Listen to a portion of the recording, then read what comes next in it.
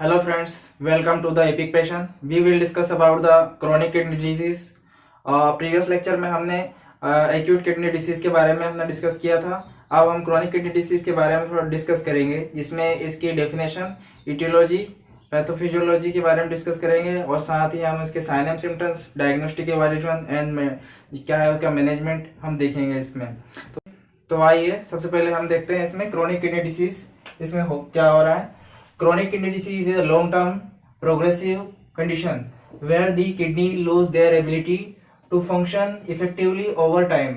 इसमें क्या है कि जो हमारी किडनी है वो समय के साथ धीरे धीरे जो फंक्शंस करने की एबिलिटी होती है वो डिक्रीज हो जाती है और एक टाइम ऐसा आता है जिसमें कि से फंक्शन को परफॉर्म नहीं कर पाती है, जिसमें जो किडनी के नॉर्मल फंक्शन होते हैं वो परफॉर्म नहीं हो पाते. जैसे किडनी के क्या क्या फंक्शन होते हैं आपको विदित ही होगा, जैसे कि एसिड बेस बैलेंस जिसमें H+ आयंस को एक्सक्रेट आउट करती है थ्रू द यूरिन और जो बाइकार्बोनेट आयंस होते हैं उनको एब्जॉर्ब करती है. इसके through acid base balance maintain होता है, इलेक्ट्रोलाइट बैलेंस होता है, एरिथ्रोपोइटिन जो एक हार्मोन होता है उसका निर्माण होता है किडनी के अंदर. रेनिन प्रोड्यूस होता है किडनी के थ्रू, जिसमें क्या होता है कि रास सिस्टम होता है उसमें रेनिन अपना महत्वपूर्ण भूमिका निभाता है. विटामिन डी को एक्टिवेट करती है हमारी किडनी कैल्शियम के एब्जॉर्प्शन के लिए. इसी तरह के बहुत सारे ऐसे फंक्शन होते हैं हमारी किडनी के.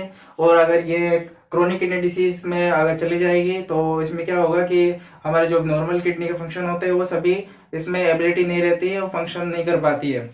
नेक्स्ट है इसमें it is irreversible as the damaged nephron can regenerate. जो हमारी किडनी के जो नेफ्रॉन्स होते हैं वो एक बार डैमेज हो गए तो उनको रिवर्सिबल करना बहुत ही मुश्किल होता है, नहीं हो पाते रिवर्सिबल, बिकॉज ये स्कार फॉर्मेशन हो जाता है और डैमेज हो जाती है ये हमारे nephrons. Overall chronic kidney disease starting में एसिम्प्टोमेटिक होता है, इसलिए पेशेंट को पता नहीं चलता और फिर बाद में जब सिम्टम्स अराइज होने लग जाते हैं तो पेशेंट डॉक्टर के पास जाता है, तब पता चलता है कि पेशेंट को क्रोनिक किडनी डिसीज है. आइए अब हम इसकी इटियोलॉजी के बारे में डिस्कस करेंगे. जैसे इटियोलॉजी क्या क्या है थी इसके बारे में. क्रोनिक किडनी डिसीज की इटियोलॉजी डिस्कस करेंगे. जैसे कि इसमें होते हैं डायबिटीज मिलाइटिस, ये इसमें प्राइमरी कॉज होते हैं डायबिटीज मिलाइटिस और हाइपरटेंशन. इसमें डायबिटीज मिलाइटिस एंड हाइपरटेंशन में leading cause, first leading cause होता है डायबिटीज मिलाइटिस.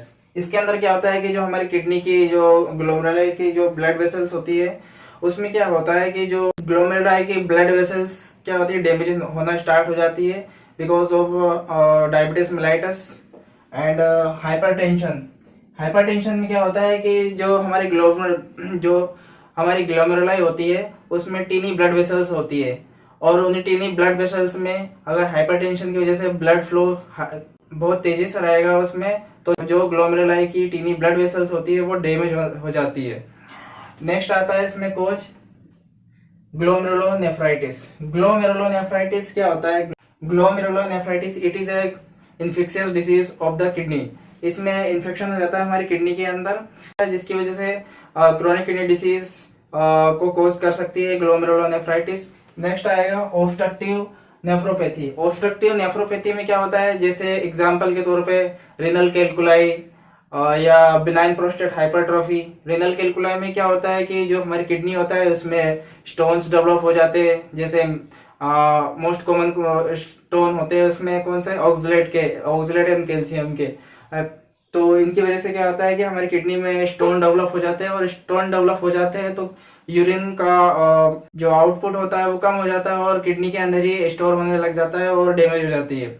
और बिनाइन प्रोस्टेट हाइपरट्रोफी में क्या होता है, बिनाइन प्रोस्टेट हाइपरट्रोफी में यह होता है कि प्रोस्टेट ग्लैंड क्या होती है, इन्फ्लाम हो जाती है और इन्फ्लाम होने की वजह से यूरेथ्रा कंप्रेस हो जाता है. यूरेथ्रा कंप्रेस हो जाता है तो यूरिन आउटपुट डिक्रीज हो जाता है और यूरिन का बैकफ्लो हो जाता है इन द किडनी.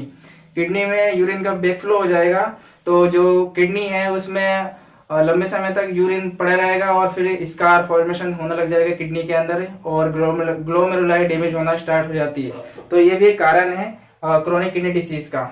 नेक्स्ट आता है ना polycystic kidney disease. Polycystic kidney disease में क्या होता है, पॉलीसिस्टिक किडनी डिसीज ये जेनेटिक डिसऑर्डर है.